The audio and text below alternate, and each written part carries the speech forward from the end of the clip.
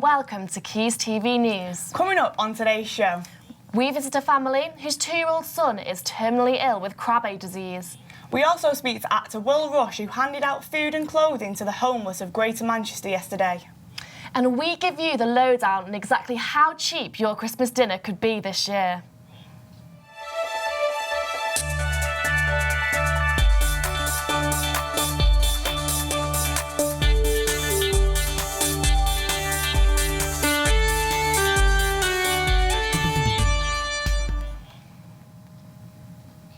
Hello and welcome to Quays TV News. I'm Katie Mullett. And I'm Anna Ramsey.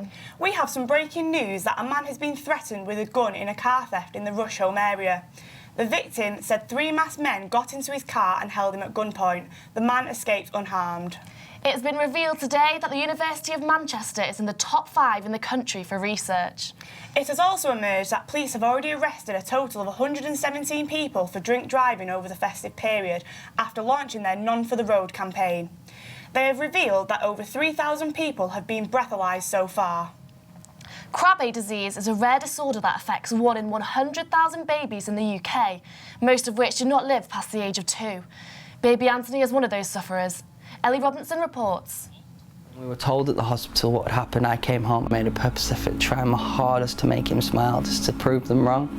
And I got one, didn't I? But it was a broken smile. Yeah, it was like a robot malfunctioning. It was almost like a smile, but then it cracked, didn't it? His face just went, and it went straight down to being serious. And from that point, we never saw it again. Sorry. I just remember that smile. Anthony Jack is a 1-year-old baby with an extremely rare neurological disease that restricts his development and ultimately his lifespan. The fatal disease, known as Krabbe's, affects 1 in 100,000 babies in the country. It means that he'll only hit a certain standard, which is certain milestones, which was at 3 months, and then they just lose them. You know, so he'll lose his arm movements, his leg movements, his eyesight, his hearing, his, smell. His parents have launched a petition to encourage the government to increase the number of diseases screened for in the UK. If Anthony had been screened for more diseases at birth, he would have had a better chance of surviving. Nobody should have to go through this. Nobody should have to see their child going through a cardiac arrest, regardless of what the problem is or the diseases are. Or even to say, accept the fact that every time you see a doctor, they're just reassuring you that he's going to pass away soon. And that's why we started our petition. That's why we don't understand why screening isn't done for many different diseases from the word go. The problem what we have now is that at 22,000 it's taken, it's gone slowly purely because of the fact that Anthony's doing so well. People seem to forget that, he has good days, but he's still battling this condition, and the condition won't ever change. No matter how long Anthony has great days for, or good days, eventually it will catch up with him. Although the petition may not save Anthony's life, it will give other children the chance that he never had. Ellie Robinson for Quays TV News. For more information about Anthony's petition, check out his Facebook page by searching for Anthony's Journal. Paul Heaton, lead singer of the infamous Beautiful South, has collected an incredible amount of donations for local food banks. India Greenouch has more. A huge van full of donated food. This was the scene after Paul Heaton's gig organised by charity Hope Not Hate. Gig goers were asked to turn up to the event last week with non-perishable food items to be given to food banks in the local area, one of which is Porch Boxes, a charity based in Bury. So for something as big as Paul Heaton's concert supporting us is a great thing, really huge. It's brought us a lot of publicity, a lot of people have heard about it. Lots and lots of people have donated really generously, either from their time or a bit of money, and mainly lots of the tins and packets that have come in, just enormous amounts, a huge amount of things. Christmas is a really, really busy time, so there's lots of hampers and things going out at this time, so we know we can fulfil all the Christmas orders, and it'll keep us into the new year as well. With Porch Boxes feeding over 4,000 people in the local area this year, they also want to help those less fortunate at Christmas. Their Christmas hampers include many standard items including pasta and rice, as well as treats such as a selection box and mince pies. And anybody who can be so desperate to ask for food has got to be in need, and it's The sanctions which have been brought in mean that people who are relying upon a small amount of money suddenly don't even get the small amount of money, and that they are desperate. Hope Not Hate, who arranged the gig and the delivery of food donations to porch boxes, wished to remain anonymous. A spokesperson for the charity said, "Paul really was keen on helping the food banks, and we thought it was appropriate because there is a question of mild conflict between people who receive food banks as those who are viewed by sections of society as scroungers, and we wanted to address that." Thanks to Paul Heaton, his fans, and Hope Not Hate, many people in the Greater Manchester area might not go hungry this Christmas. India Greenhouse reporting for Quays TV News, Bury. Actor Will Rush has been helping the homeless this Christmas. The Waterloo Road star has collected scarves, hats and food to hand out to the homeless people on the streets of Manchester. With Christmas looming and the nights getting colder, Will and his friends spent their day making sure the people were living warm and fed on the streets. Earlier on, I spoke to Will to ask him more about why he chose to help the homeless at Christmas. Could you tell me a bit then about obviously why Primark became involved? Yeah, that was basically when I decided to do this. I just sent a text to absolutely everybody in my phone book, and a few people got back to me and said they'd love to help. One of them being a friend of mine, Jodie Latham, who played Lip in EastEnders. No, Shameless. Was he in EastEnders? He was in EastEnders recently. So yeah, he played Lip in Shameless, and then he was in EastEnders. He's done a lot of things. I think you know who he was, and he's a great guy, Jodie. Heart of gold, such energy, and he got about Manchester yesterday, just on his toes all the time, just trying to do everything he could. So because of the guy he is, he managed to get in touch with someone at Primark, managed to get in touch with a regional manager, I think, and then ask if they could donate anything. Absolutely anything would do. We heard nothing back until yesterday morning, the day we were supposed to be doing it, and Jodie got a phone call to say, right, we've got £250 worth of stock here for you off Primark, come and collect it. So, I mean, I got that phone call off Jodie. It was just, I couldn't personally believe that within 2 weeks this had gone from a family and friends to sort of, obviously your Facebook likes, and then it gets bigger and bigger, and so many people had already sent us stuff, and then for Primark to kindly donate all that stock to us, who are just a couple of lads and a couple of friends trying to do a good deed. I thought it was just brilliant to see such a big company get on board. So could you tell me a bit why you wanted to help the homeless? Yeah, it was literally come about only about 2 weeks ago. I got off a train from London and was walking down Piccadilly, and there was a homeless man sat there who I see quite often when I'm getting on trains, stuff like that, and it was pouring down with rain, and he asked me if I could spare some change, so I did, and then he shook my hand to thank me, and his hands was absolutely freezing, so I was like, God, your hands are going to fall off that cold, you need some gloves or something. He said, oh no, I can't really afford any, so I bought him some from the shop, some little magic gloves, and I thought, well, that's a quid, you know what I mean? What's that to most people? Not much. So yeah, I bought him then, and then on the way home, I thought, wouldn't it be nice to see what people have knocking about the house to see if we could give it out in town? Homelessness obviously is quite bad in Manchester, like you say. You walk to down Oxford Road and you see the... Yeah, well, I mean, it was amazing what within the first hour and a half yesterday, we'd already met 10 different people, 10 different accents, 10 different walks of life, all on the streets because of circumstance. Nobody chooses to be on the street. Nobody wants to be on the street. It could happen to me. It could happen to you. It's just circumstance, and it's just so tough to help. But it shouldn't be like that. It shouldn't just be, oh, it's Christmas and it's cold, let's give them some gloves and a hat and a scarf. It should now be, next month, what can we do? And the month after, and when it gets to summer, can we get them some shorts? Can we get them some trainers or a hat? Because it's the little things that people, when they're getting on with the day-to-day life, they just don't really think about. The aim is for next year to move out of Manchester and go into the suburbs and then onto different cities if we can get enough Primark stock out of them. New figures this week reveal that convicted criminals often drive our taxis. The offences include dangerous driving and sexual assault. Antonia Hunter has more. Manchester City Council are responsible for granting licences to taxi drivers. The system they use has allowed criminals with conviction to obtain licences since 2007. And with over 200 convictions, the council say they have taken immediate action to launch an investigation. Obviously, everyone's got a right to a second chance, and that is what we need to consider. But at the same time, I definitely wouldn't want to get into a taxi that was driven by a convicted rapist. Now people are very scared because of all these rapists and all these people. They are very bad in terms of taking someone. You'll be pretending that is your taxi, our friends, but unfortunately. The council has to be happy that the person is fit and proper before issuing a licence.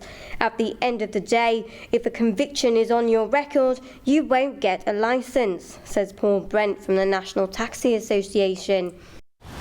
I'm absolutely disgusted about it because it really is like a red rag to a bull. People trust us to pick up the children, wives, daughters, to get them home. The council say they want to guarantee people's safety when they get a taxi here in Manchester. Line on our website to view. So next, the biggest ever responsive light instalment has come to Media City UK. Interactive design company Squid Soup created 1,200 lights to respond digitally to movement for Quays culture. University of Salford's dance students got to perform at the launch last night. Aeolian light, and it was inspired by the fact that this place is quite windy, or can be quite windy. And the idea is that we have these invisible forces around us that are transported on the wind. And you can't normally see them, but within the space of the grid of lights you can see these sort of forces, these objects, these sort of imaginary spaces, digital things just sort of floating on the wind. Additionally, if you walk within the space, you sort of disturb the air around you, and that creates more light. So you become immersed in this volume of light. Christmas time is the ultimate party season, with work nights out and drinking with friends. The Manchester Street Angels patrol Deansgate locks to ensure that everyone is kept safe and the vulnerable are looked after. Chloe Nebbard spent a night with them. The tragic death of Adam Pickup, who went missing after a night out in Manchester last Christmas, his parents launched a squad of volunteers to keep the vulnerable safe after dark. I'm here in Deansgate on a freezing cold Friday night. The revellers are coming to the clubs and we're going to see what the Manchester Street Angels get up to. So the Angels are here to make sure that the nightlife and the people who are involved in it are safe, so that we're looking after those vulnerable people who are maybe being sick or are left by their friends. We're also making sure that all bottles are off the street so they can't be used as weapons. We've all been that vulnerable person at some time in our lives, and I've definitely been that vulnerable person. I just think it's great to have somebody on the streets who's that extra little bit of help for us. The police can't deal with everything, and I think it just needs that because it's just got a massive nightlife. The Manchester Street Angels patrol Deansgate locks when the bars and clubs are at their busiest, taking that little bit of pressure away from the police. Try to keep people safe when they're out on a night out. We're not trying to spoil anybody's fun. We just want everyone to have a good time, but to get home safe at the end of the night. So helping people to get a cab if that's what they need, clean themselves up a bit, just trying to encourage them that it might be time to go home. The story about Adam last year really touched a chord, and then when I saw this idea set up, I just wanted to be a part of it. Chloe Nebbard reporting for Quays TV News.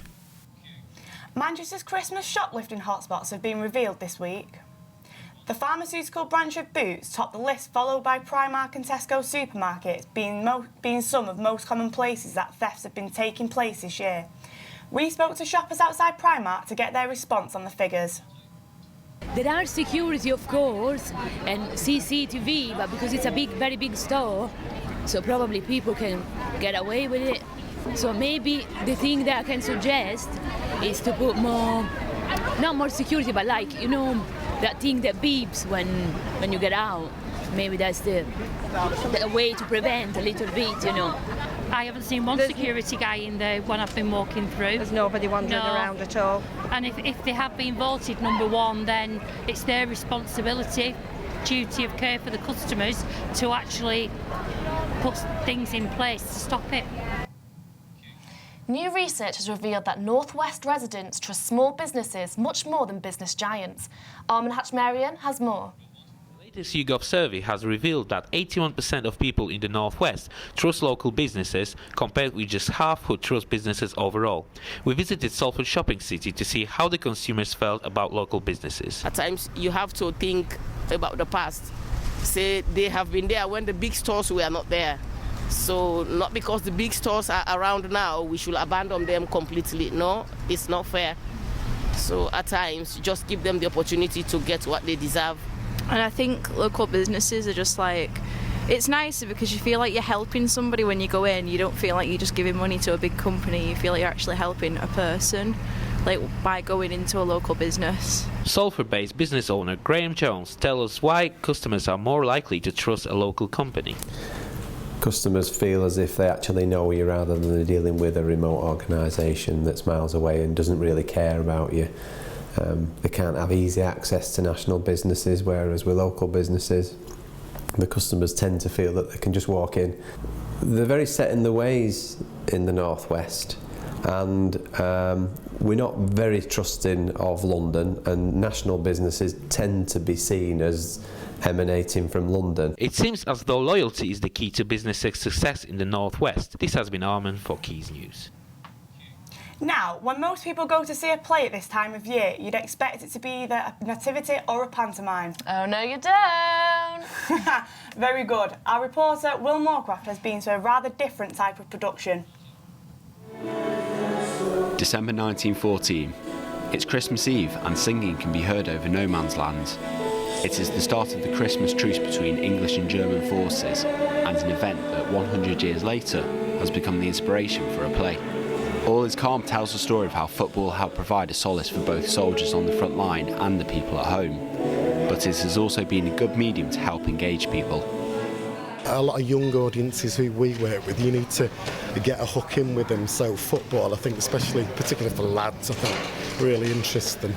And as we started looking into research and letters and stuff on the internet, we kind of saw faith and football as two major themes. So we were looking for other stories, and we came across this team in Preston of women munitions factory workers who also, back on the home front, found a bit of hope through football because they put a football match on.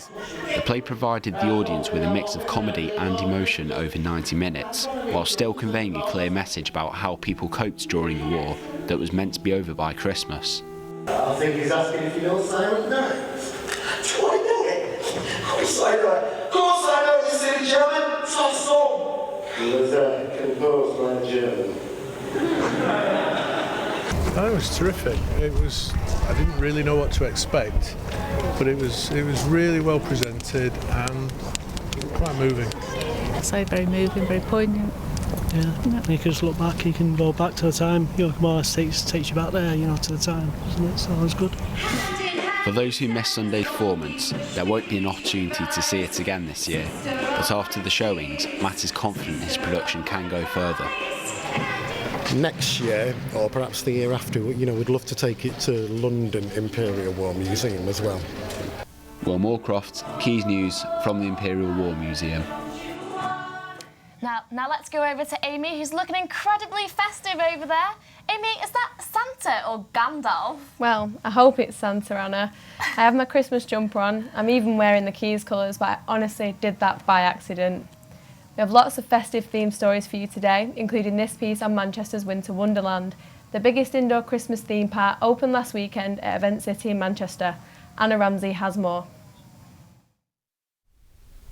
Winter Wonderland, based in Event City at the Trafford Centre, is the biggest indoor Christmas theme park in the UK.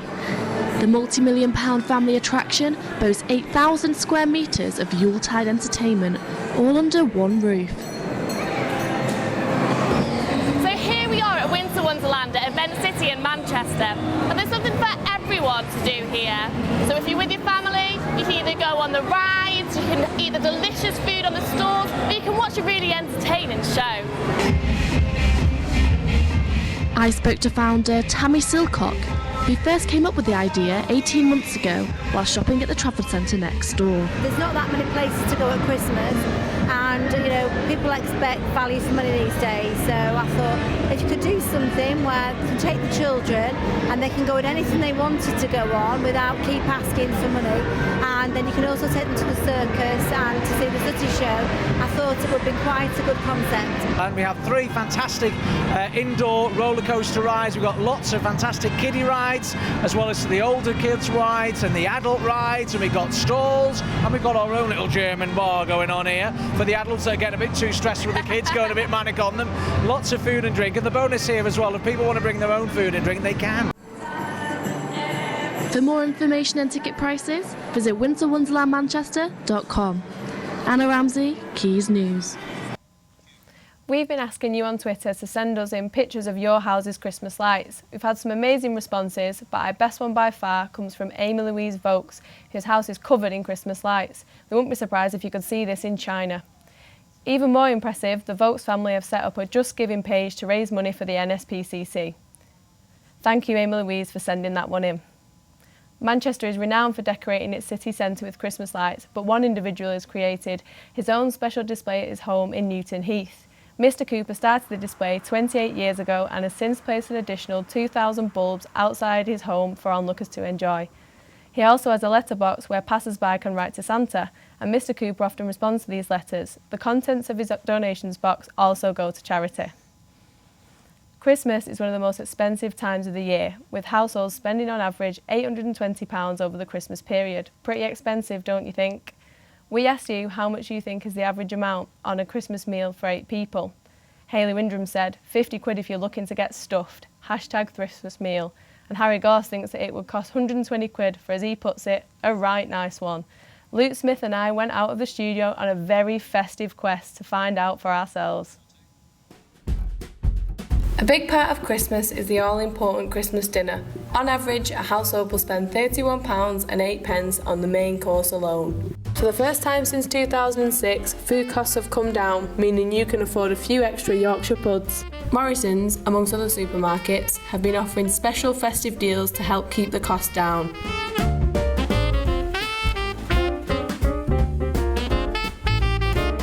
Iceland came on top as the cheapest one-stop shop supermarket for a full meal for 8 people, coming in at a modest £27.48.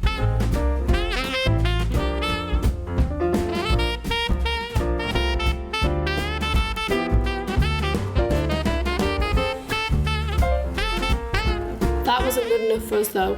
We set ourselves a challenge of making a Christmas meal on a serious budget.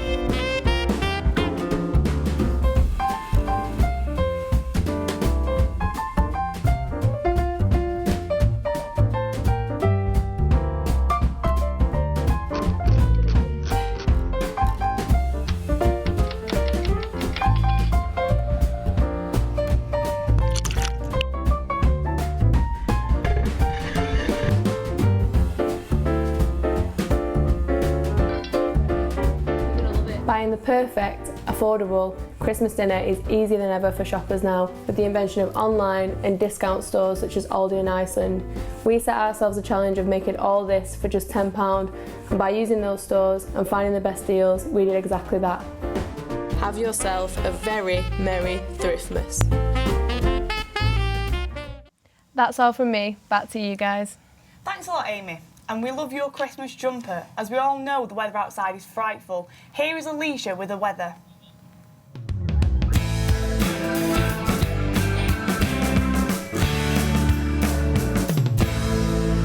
As you can see, we have yet another wet and windy day ahead of us today, with strong winds and rain coming in from the Pennines. The rain will continue throughout the day, but will hopefully be intermittent elsewhere.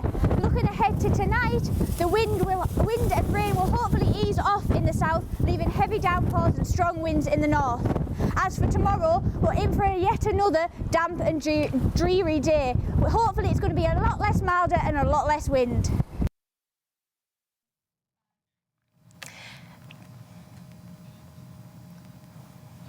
That's all from us here at Quays TV News.